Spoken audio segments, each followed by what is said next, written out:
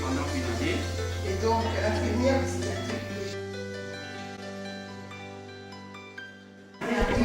je suis Miroy Kizami. Je suis la déléguée à la gestion journalière du comité afro. Pour quelle raison vous avez fait venir aujourd'hui MC Connectivité, en tout cas dans ces locaux, pour quelle raison nous sommes là aujourd'hui? Mais en fait, c'était une opportunité qu'il ne fallait pas rater. Donc, au niveau des Nations Unies, ils ont déclaré 2015-2024 décennie des personnes d'origine afro-descendante, donc les afro-descendants.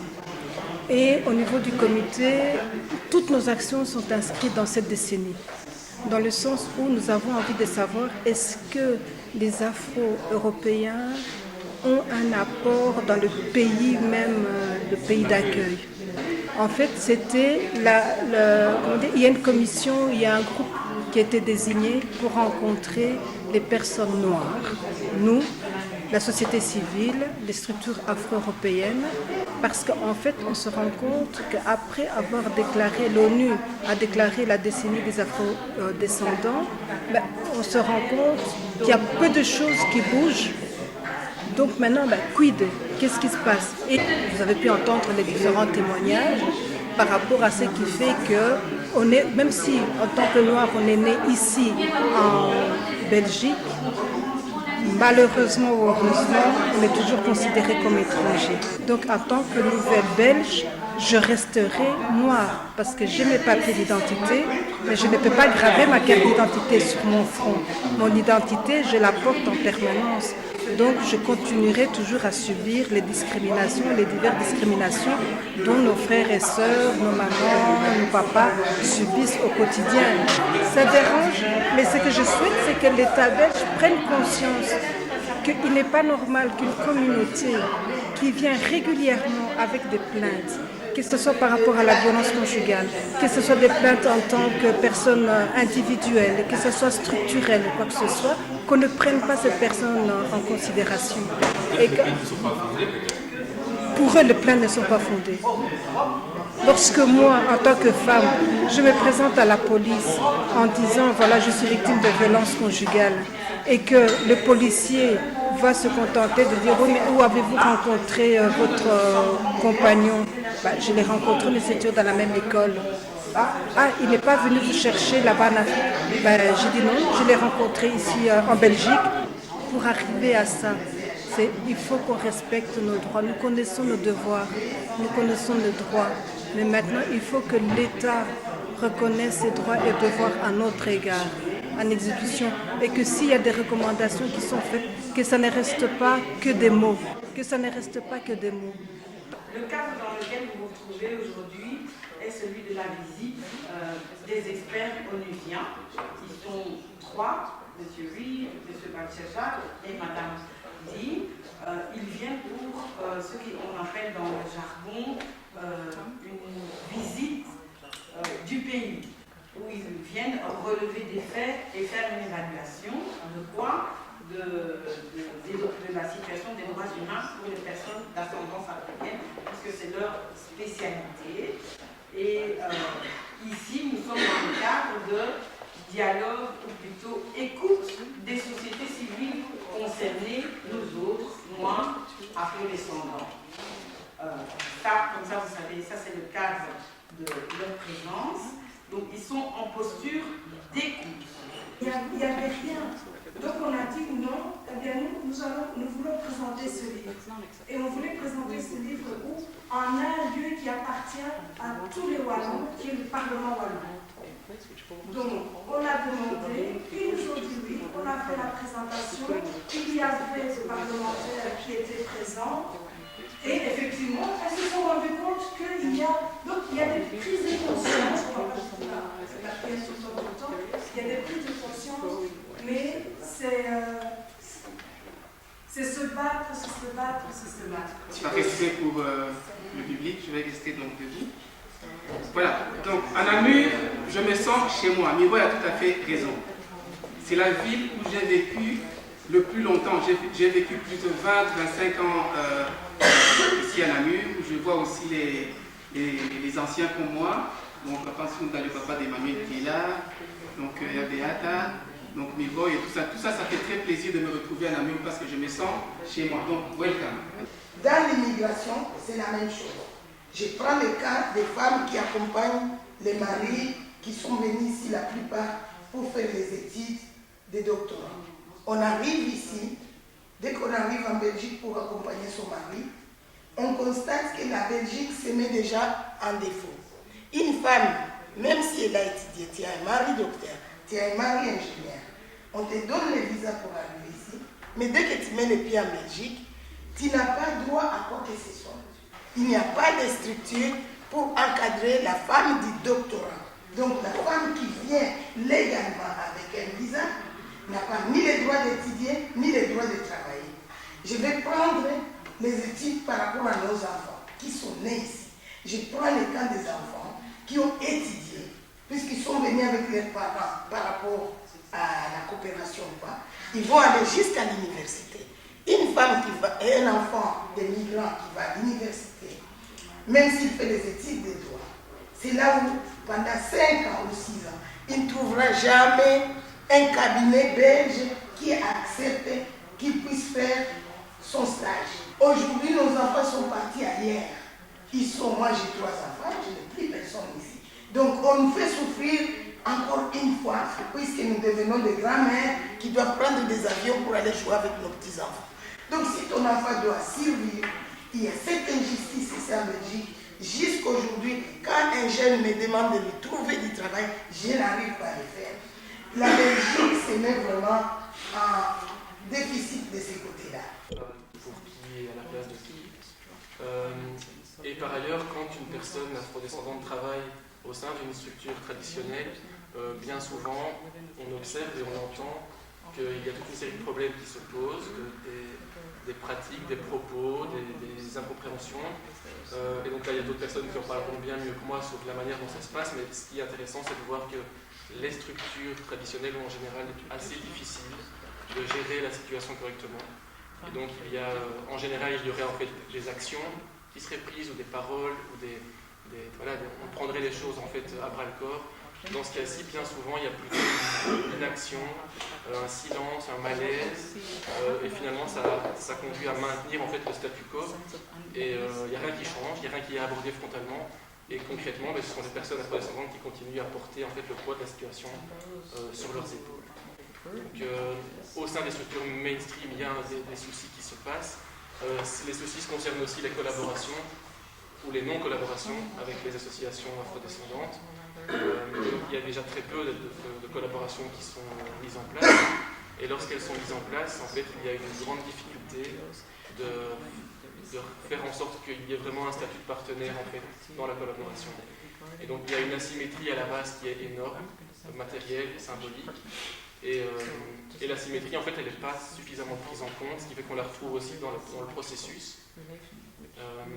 Et donc de nos jours, d'autres en parleront bien mieux que moi, mais ça traduit aussi en fait toute une série de limites dans la manière dont l'antiracisme est envisagé et est prôné dans les structures traditionnelles, avec d'une part une difficulté déjà d'accepter l'idée d'un financement structurel pour les associations dites communautaristes, mais aussi quand l'idée d'un financement arrive, il s'agit en fait de voir qui va ouvrir le portefeuille et qui va renoncer à un financement ou à un temps de parole. Mais là par contre, il y a toute une série de réticences. Et donc, ok, on veut bien, mais pas forcément au détriment de nous. Et donc là, il y a une limite qui est très présente. Voilà, et donc concrètement, il y a en fait pendant très longtemps, la question de la négrophobie a été en fait presque totalement absente des structures traditionnelles majoritairement blanches.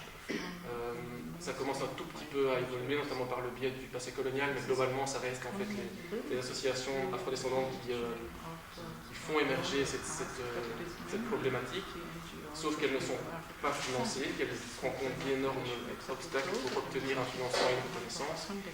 Et dans le même temps, les associations traditionnelles, celles qui travaillent dessus, elles sont très peu nombreuses, la plupart du temps, ce sont des personnes blanches qui travaillent sur ces questions. Et donc il y a finalement une sorte de perpétuation vraiment de vieux schémas coloniaux dans la manière dont la thématique est traitée, ce qui ne permet pas, à mon avis, de faire changer l'énorme ignorance et méconnaissance qu'on constate à l'échelle de la société sur la négrophobie, sur comment ça fonctionne, d'où ça vient, sur l'ampleur aussi, puisque souvent les personnes qu'on est amené à rencontrer en fait, ont tendance à relativiser donc l'ampleur en fait, de la négrophobie. Une méconnaissance, mais c'est peut-être aussi en fait un inintérêt ou une forme de réticence à travailler sur cette forme de racisme et à se confronter à cette forme de racisme, et peut-être aussi à confronter en fait le rôle des structures blanches et des personnes blanches dans la perpétuation de cette forme de racisme, puisque globalement ça reste perçu comme étant le fait d'individus déviants, mauvais, racistes, et donc pas du tout dans cette dimension systémique, ce qui fait qu'en fait la plupart des gens et des structures ne se sentent pas concernés par le problème et se sentent même attaqués lorsque sont remis en cause l'une ou l'autre pratique ou propos. Donc on n'écoute pas, on se défend, et finalement ça débouche sur un maintien du niveau du statu quo avec une asymétrie qui nous éveille. Et donc voilà, c'est une forme de racisme qui est très méconnue et qui finalement dit en fait beaucoup de choses aussi sur la manière dont fonctionne à la fois la société en général et l'antiracisme. Moi je voudrais parler mais vraiment de la précarité, parce que tout le monde évoque énormément tous ces éléments et qui s'emboîtent. Mon premier vœu, avant peut-être même de commencer, c'est vraiment qu'après cette rencontre ici avec les officiels et les experts, on puisse continuer en tout cas ces débats à d'autres lieux avec divers acteurs, parce qu'il y a beaucoup de personnes qui n'ont pas pu être ici aujourd'hui et qui auraient pu alimenter vraiment l'échange. Moi je voudrais parler de précarité parce que c'est une des causes qui mine notre communauté. Et j'utilise volontairement le mot communauté parce que quand on parle de communauté française, ce n'est pas communautariste, mais quand on parle des Africains qui se réunissent, ça devient communautariste et ça devient un sujet à étrangler. Il y a eu des assises de l'interculturalité qu'on a lancées ici parce que dans les banlieues, notamment autour de Paris, ça bougeait et on avait peur que ça bouge à Bruxelles avec les bandes urbaines. Et donc on a réuni des gens avec des intentions qui étaient presque maladroites ou à côté de l'objectif qui était fixé. Dido a parlé déjà de Durban avec les engagements qui n'ont jamais été tenus. Donc depuis 2001, où la Belgique a mis sur pied un plan qui n'a jamais été adopté. Il y a eu les principes de Paris sur les promotions des droits et les protections des minorités, jamais suivis. Il y a les droits et les accès aux droits. Et je pense que beaucoup de personnes, ou toutes les personnes, ont parlé de l'accès ou du non-accès aux droits, les droits auxquels on a aussi, comme le revenu minimal, notamment de survie, le revenu d'intégration sociale. Les gens ne font pas la démarche parce qu'il y a toutes les barrières qui se mettent. Et les barrières sont d'abord administratives. J'évoque quelques exemples pour dire que la discrimination, au sens général, est vraiment ancrée dans la société belge et dans la structure de l'État. Il y a d'ailleurs des choses qu'on aurait à dire. Moi, j'aurais voulu présenter presque ici le sujet sur ce que fait UNIA. Il faut évaluer ce que fait cette structure qui est tout simplement un peu comme une force d'interposition qui constate et ne fait rien. Il faudra vraiment inviter les responsables de UNIA avec les communautés africaines pour dire de sortir les statistiques qui existent. Au nom du fait qu'on ne peut pas parler des appartenances religieuses, de couleur de la peau et autres, on choisit de ne jamais parler des problèmes qui existent comme la négrophobie. Et donc ça c'est un premier nœud qui doit vraiment être axé parce que ça fait qu'il y a une discrimination à l'emploi qui est structurelle en Belgique et qui existe. Depuis 2001-2002, il y a des dispositions qui ont été mises parce qu'on avait peur du bug de l'an 2000. Donc, il y a eu une disposition qui permettait d'engager les personnes d'origine non européenne au niveau de la Belgique sur le fait qu'on doit trier parmi les personnes qui sont quand même formées la pépite qui pourrait servir les intérêts belges. À ce moment-là, on parle vraiment des personnes, quelles que soient leurs origines, dans des secteurs qui sont clés. Même s'il y a des discriminations hommes-femmes, mais globalement, c'est des choses qui sont quand même inadmissibles et une telle distorsion n'est pas tolérée ou tolérable parce qu'on a été formé à l'école belge. Et on sait quand même qu'il y a ce moule qui formate un peu les situations. Donc les lois antidiscrimination, elles existent, mais elles ne sont jamais appliquées. On ne va pas parler ici des violences policières ou bien d'autres aspects en tout cas qui touchent. Tout cela pour dire qu'on est dans des niveaux de besoins qui sont perpétuels. On sait que pour la plupart même des étudiants ou bien des anciens étudiants, des diplômés d'origine africaine, il y a une espèce d'exclusion qui fait que les besoins primaires même ne sont pas remplis. Les enfants ne peuvent pas aller dans des écoles qui sont correctes, parce qu'il y a des écoles aussi en fonction de sa situation sociale. Au niveau du logement, il y a une discrimination parce qu'on ne peut pas acheter, on ne peut pas louer, on ne peut pas acheter si on n'a pas un bulletin de salaire correct, si on n'a pas les deux partenaires qui travaillent, et toute une série d'exclusions comme ça sociales qui font que les gens se retrouvent dans un seuil de vulnérabilité tel qu'il suffit d'un accident de la vie comme une maladie pour pouvoir tendre vers l'exclusion sociale. Et elle va au-delà des frontières qui nous ont été imposées par l'extérieur. Pour moi, je suis chez moi quand je vais au Ghana, je suis chez moi quand je vais au Nigeria, au Kenya ou en Afrique du Sud. Je suis sud-africaine ou angolaise quand je suis en Angola. Est-ce que vous êtes plus européenne, africaine ou américaine? Non, je me sens moi. Je me sens moi et j'aime me sentir chez moi là où je suis.